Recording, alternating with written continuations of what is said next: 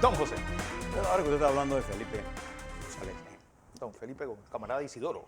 Era su nombre. ¿usted recuerda quiénes eran los padrinos de él? Padrinos políticos, hablo pues. Olof Palme, sin duda alguna, uno de los primeros ministros más poderosos Se ha muerto saliendo del cine, misteriosamente nadie sabe por qué. Suecia, que llegó al poder en 1976 y fue el hombre que fue ayudando en lo que pudo, socialdemócrata. Socialdemócrata. Y fue asesinado en 1981, siendo primer ministro, en las calles, saliendo del cine. Saliendo del cine y caminando a su hijo salió por otro lado con su esposa y él venía con su esposa y lo mataron. Y todavía no se sabe qué. Hay una serie en Netflix. Pero también estaba Billy Brandt. Billy Brandt. ¿Recuerda de Billy Brandt?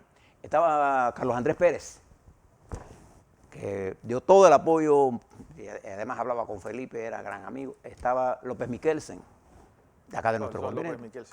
Y estaba Humberto Torrijos aquí. Felipe vino aquí y lo atendimos. Y yo recuerdo que en el año 82, cuando ellos ganan.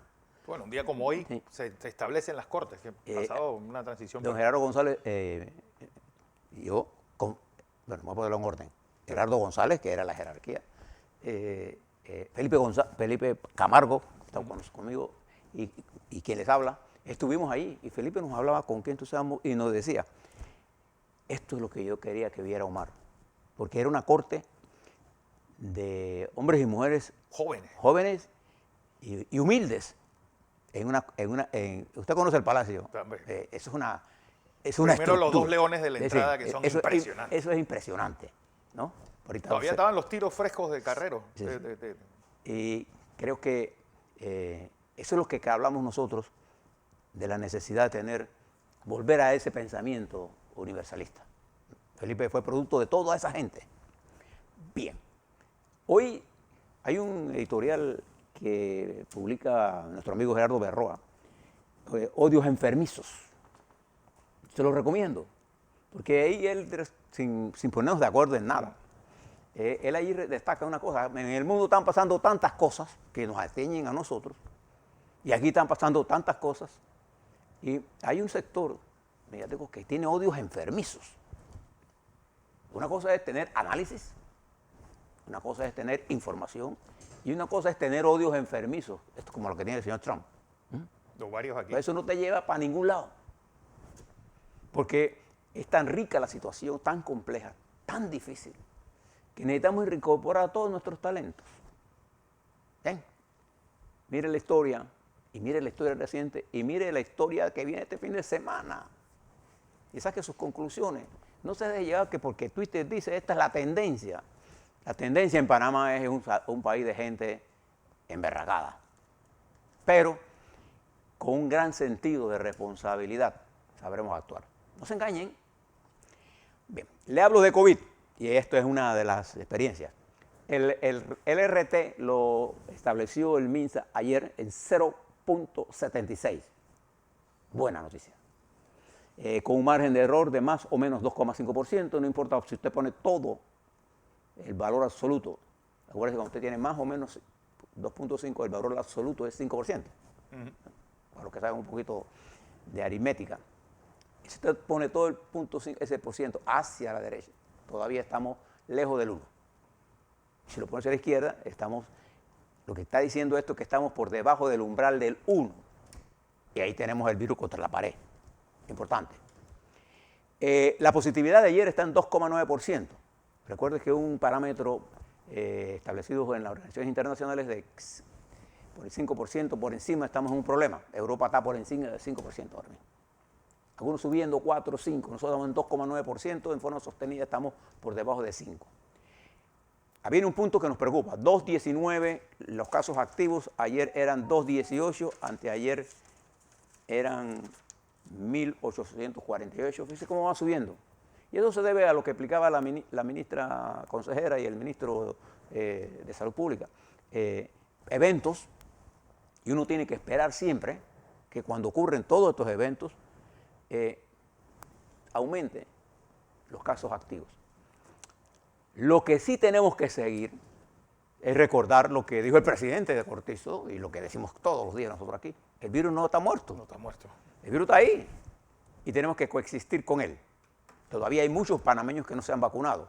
Tenemos que impulsar la vacunación ya hay puestos abiertos sin cita. Es que si usted no se vacuna, corre el riesgo. Es más, ayer leía en el CDC y escuchaba al doctor Fauci decir que ya no se considera refuerzo de vacuna, sino obligatoria la tercera vacuna. Sobre eso hay discusiones. La tercera vacuna, si usted no se ha vacunado, comience a vacunarse porque la vacuna es un elemento importantísimo, es un arma de última generación para combatir el virus. Ahora ha salido un antiviral de la Pfizer que nuestras autoridades deben estar trabajando cómo se quiere eso.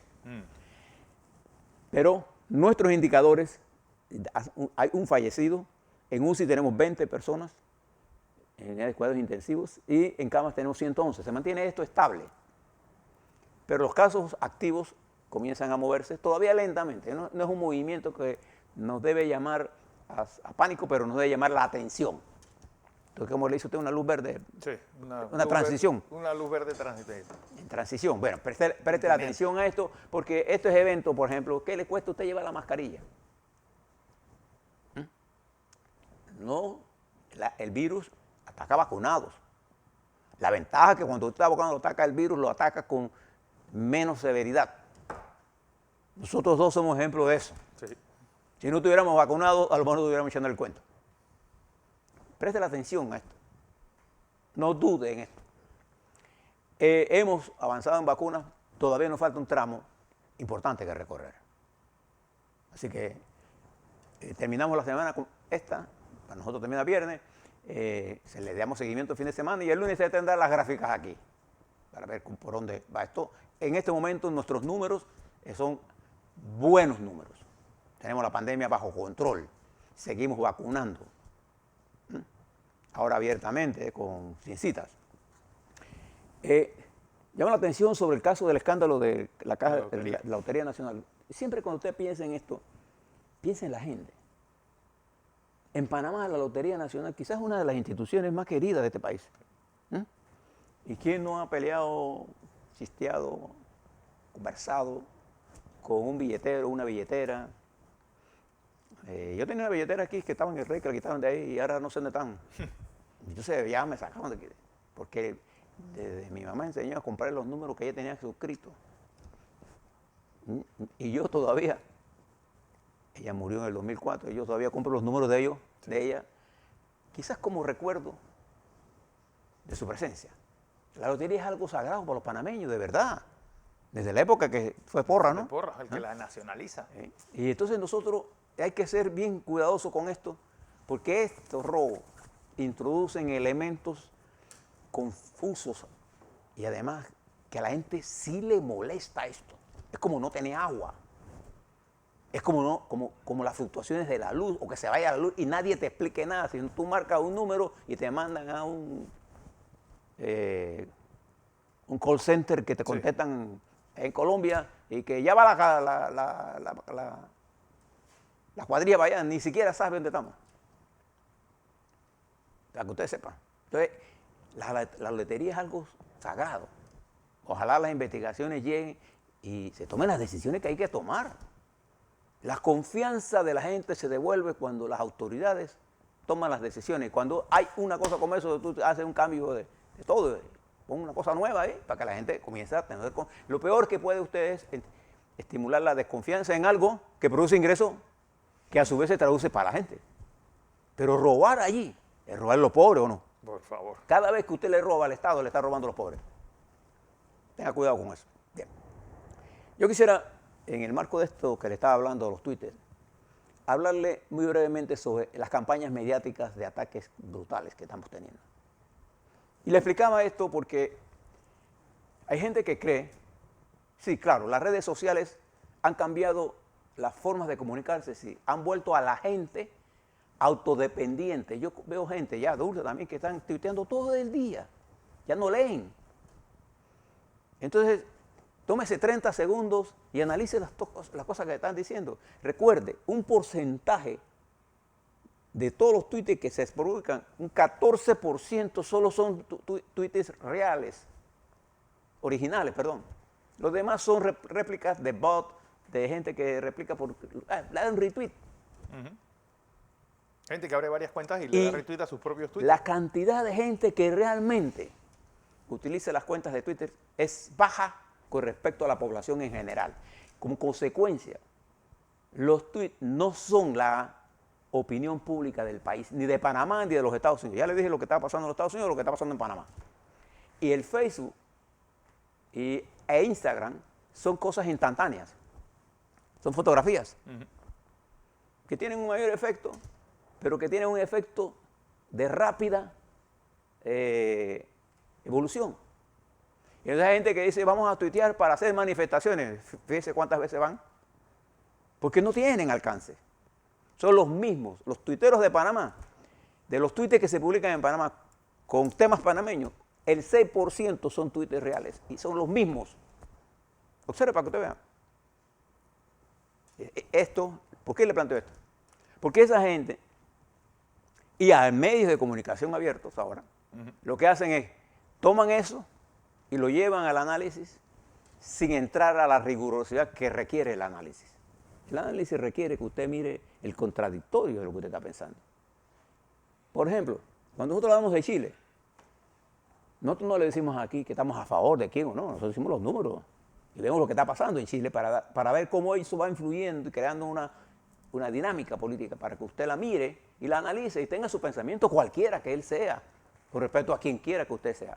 Pero un pensamiento estructurado, un pensamiento con hechos, pero no un pensamiento dirigido por el odio. Le contaba lo que está ocurriendo en los Estados Unidos, porque en esa gran nación de los Estados Unidos, ellos tienen estructura, pero incluso la estructura del senador, le conté lo que decían en la Cámara de Representantes, porque ¿cómo se le hubiera ocurrido a usted, Fernando, hace unos 20 años que en los Estados Unidos hubiera pasado una cosa como esa, que un representante sacara una cómica animada para matar a un colega? Entonces, ¿qué clase de gente? Ahí ese tipo, el chamán ese que entró con la cámara, fue condenado a 46 meses de prisión por intento de subvertir el orden en los Estados Unidos. Eso está pasando en los Estados Unidos y está pasando aquí. ¿Qué es lo que debemos hacer nosotros, a mi juicio? Nosotros debemos entender cuál es el papel de Panamá en el mundo. Por eso tenemos que tener una concepción de lo que está ocurriendo, porque nosotros estamos ligados al mundo. Si hay un país en el mundo, y todos tienen importancia en este continente, que está vinculado al mundo en una forma extraordinaria, ese país se llama Panamá. Recuerde, 1.900 y tantos puertos servimos a 176 países del mundo, casi todos. Colocamos los dos grandes masas de océano, por nuestro país pasan, parece que mírese la cantidad de barcos que pasan de tantas banderas. Y lo hemos hecho eficientemente. Entonces, ¿por qué no hablamos de esas cosas? ¿Por qué no discutimos el futuro de nosotros? ¿Por qué estamos entrampados en discusiones baladíes? Claro que hay que combatir la corrupción. ¿Cómo se combate la corrupción? Con educación. Nosotros tenemos que llamar a la creación de una escuela de administración pública, de preparación pública. Pero es que para eso está el subsidio electoral, para que la gente llegue sabiendo a dónde va. Eso habría que estudiarlo bien, porque los partidos deben tener sus respectivas escuelas. Claro. Pero yo hablo no solamente del subsidio electoral sino para la formación. Para ser ministro de Estado, usted debe pasar por una escuela de alto grado. Sí, la ELENA, francés. Lo que hace Francia. Entonces, lo que nosotros tenemos que hacer, también, por ahí deben pasar los periodistas. Claro. Porque no es posible que usted trate de comunicar algo sin entender lo que usted está comunicando. Nosotros cuando le hablamos del punto internacional o nacional, nosotros leemos todos los documentos. ¿Cuántas horas, por ejemplo, nosotros le dedicamos al estudio de la economía? E incluso conversando con el ministro de Economía, que gentilmente nos brinda su tiempo, ocupado por hora, para nosotros poder entender los números y plantárselos a ustedes. Y no para aplaudir al gobierno, sino para que usted se oriente. Este es un país con una extraordinaria perspectiva, pero hemos reducido el debate a tal nivel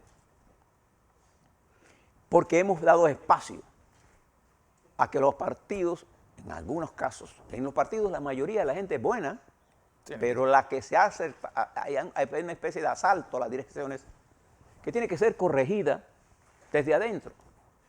Pero no hay ninguna forma orgánica de impulsar transformaciones en una sociedad, sino es con organizaciones que tengan un nivel de estructuras nacionales. Aquí hay estructuras nacionales. Los 3 grandes partidos de este país tienen estructuras nacionales extraordinarias, lo que hay que ponerlas a funcionar.